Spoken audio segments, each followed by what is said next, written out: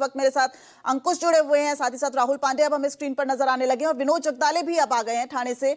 तो विनोद, सबसे पहले आपके पास ही जाना चाहूंगी, क्योंकि आप मुझे थोड़ा सा चुनावी और जातिगत समीकरण भी समझाइए। न सिर्फ ठाकरे ब्रदर्स, फडणवीस, एकनाथ शिंदे, बल्कि इस बार पवार फैमिली की प्रतिष्ठा जो है वो भी दांव पर दिख रही है। ठाणे का समीकरण क्या कह रहा है? देखिए, सबसे पहले मैं आपको बताना चाहता हूँ वो नज़ारा है महाराष्ट्र के उप मुख्यमंत्री एकनाथ शिंदे यहाँ पर ठाणे में वागले स्टेट जो उनका इलाका है, उस इलाके के एक गवर्नमेंट स्कूल में वहाँ पर वो अब यहाँ पर देख सकते हैं कि वोट करके बाहर निकले हैं और अपने परिवार के साथ उनको यहाँ पर देखा जा सकता है। मैं कैमरामैन को कहूँगा कि वो जरा दिखाए। ये देखिए, ये तस्वीरें हैं कि पूरा शिंदे परिवार, मुख्यमंत्री उप मुख्यमंत्री एकनाथ शिंदे हैं, सांसद श्रीकांत शिंदे हैं, लता शिंदे उनकी वाइफ, एकनाथ शिंदे के भाई, उनके पिताजी भी संभाजी शिंदे, वो भी सब यहाँ पर पहुंचे हैं। पूरा शिंदे परिवार यहाँ पर वोट डालकर आ चुका है। देखिए, विक्ट्री की साइन यहाँ पर उप मुख्यमंत्री दिखा रहे हैं, यानी वो जीत को लेकर काफी ज्यादा यहाँ आश्वस्त नजर आ रहे हैं। अभी देखिए, मैं आपको बताना चाहता हूँ, दिव्या की मुंबई की अगर बात करें तो मुंबई में करीब लगभग 52 ऐसी सीटें हैं जहां पर 35 से 36% मराठी महाराष्ट्रियन वोट मुंबई में है।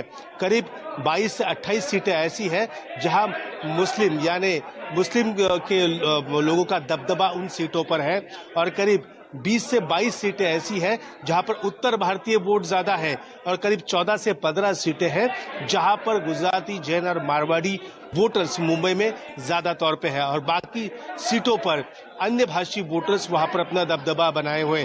लेकिन यहाँ पर एक बात तो साफ है, सबसे ज्यादा महाराष्ट्रियन जो मराठी वोटर्स हैं उनके वहां पर उनका दबदबा है। ऐसी 52 सीटें मुंबई में है। उन सीटों पर ठाकरे बंधु क्या जादू करते हैं ये देखना वहां पर जरूरी होगा। 1:30 बजे उद्धव ठाकरे एक प्रेस कॉन्फ्रेंस कर रहे हैं और जो भी इस बार जो गड़बड़ियां सामने आई है, वोटिंग लिस्ट की गड़बड़ियां हो या फिर जैसे ये स्याही है जो मेरी उंगली पे आप देख सकते हो, मैंने वोटिंग कर दी है, ये स्याही महज 10 से 5 मिनट बाद तुरंत नेल पेंट रिमूवर होता है उससे या थिनर से ये स्याही निकल रही है, उस पर भी सवाल अब विपक्ष उठाने लगा है।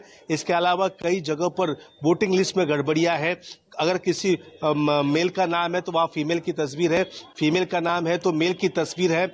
ऐसी भी कई चीजें यहाँ पर देखने को मिल रही है और जिसके बाद अब यहाँ पर उद्धव ठाकरे इन सारे मुद्दे पर वहाँ पर प्रेस कॉन्फ्रेंस लेंगे। कई लोगों के नाम वोटिंग लिस्ट में नहीं है। अब उद्धव ठाकरे यही कहेंगे कि मुंबई में महाराष्ट्रियन यानी मराठी व्यक्ति के नाम जानबूझकर हटाए गए। उनका आक्षेप इसी बात को लेकर है और इसी बात को लेकर वो वहां पर प्रेस कॉन्फ्रेंस करने वाले हैं। 28 महानगर पालिका दूसरी और मुंबई की 29वीं यानी बीएमसी महानगर पालिका के लिए वोटिंग फिलहाल शुरू है। बस ये की बात कहनी है कि यहाँ पर हमेशा देखा गया कि 45 से 50% के बीच में ही यहाँ पर वोटिंग होती है। जो वोटिंग परसेंटेज लोकसभा और विधानसभा चुनाव में देखने को मिलता है वो वोटिंग परसेंटेज यहाँ पर देखने नहीं मिलता। लेकिन इस बार अगर वोटिंग ज्यादा हुई तो इसका फायदा किसे होगा ये देखना भी दिलचस्प होगा। लेकिन सभी राजनीतिक पार्टी के कार्यकर्ता अपने वोटर्स को लेकर वोट डालने के लिए वहां पर पहुंचे हैं। फिलहाल उप मुख्यमंत्री एकनाथ शिंदे ने वहां पर रुक कर लेती हूं देरी इससे। अंकुश हमारे साथ लाइव है। अंकुश, जनता क्या कहती है मुंबई की? देखिए, 2022 में चुनाव होने थे, माफ कीजिए 2017 में चुनाव होने थे, नहीं हुए, 2022 में कार्यकाल खत्म हो गया और 2026 में अब प्रवेश कर चुके हैं। यानी कि कोई नगर निगम में कोई सरकार ही, कोई पार्टी की सत्ता ही नहीं रही, प्रशासन ही देखता रहा। ऐसे में कितनी परेशानियां, लोगों में वो उत्साह नजर आ रहा है परेशानियों के माध्यम से। चूंकि हम लगातार चुनावी समीकरण की भी बात कर रहे हैं इंद्रजीत, तो आपसे अब ये भी जानना चाहूंगी, जिस तरीके से विनोद बता रहे हैं 1:30 बजे जो है वो उद्धव ठाकरे प्रेस कॉन्फ्रेंस करेंगे। ऐसे में ये अहम भी हो जाता है क्योंकि 25 सालों से शिवसेना का ही दबदबा रहा है और ये आखिरी किला ही है। ठाकरे ब्रदर्स जो है वो अब एकजुट भी हो गए हैं, तो उनको अपनी ताकत का एहसास भी कराना है और ये भी बताना है कि क्या हम अभी भी पावर में आ सकते हैं। इंद्रजीत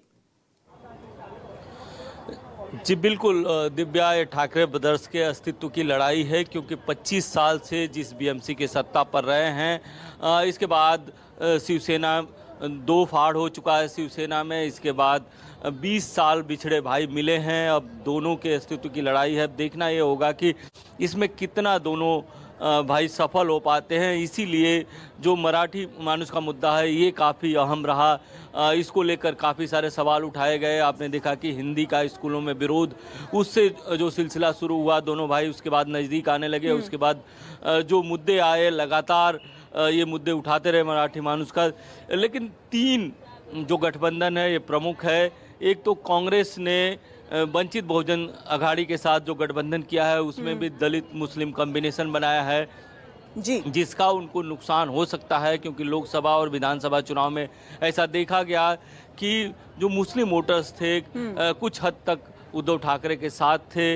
यानी कि मुस्लिम वोटर्स का आमतौर पर ट्रेंड जो होता है कि जो बीजेपी को हराता है उसके साथ जाता है, तो उद्धव ठाकरे के साथ खुलकर मुस्लिम वोटर गया था। लेकिन इस बार क्या कांग्रेस को छोड़कर या एमआईएम या समाजवादी पार्टी जैसे पार्टियों को छोड़कर वो उनके साथ जाएगा, ये एक बड़ा सवाल है, क्योंकि राज ठाकरे को लेकर उनका थोड़ा परहेज रहा है। दूसरे जो मराठी वोटर्स हैं क्या पूरी तरह से एकजुट हो जाएंगे? अगर पूरी तरह से एकजुट हो जाते हैं तो जैसा कि विनोद बता रहे थे 51 सीटों पर तो उसका सीधा असर पड़ेगा। क्या उन 51 सीटों पर ठाकरे ब्रदर्स असर डाल सकते हैं? ये सारी बातें होंगी। ठीक है, लेकिन देखिए आपसे आगे भी जरा समीकरण पर चर्चा करूंगी। निचले इलाके आपसे आगे समीकरण पर चर्चा करूंगी। इस वक्त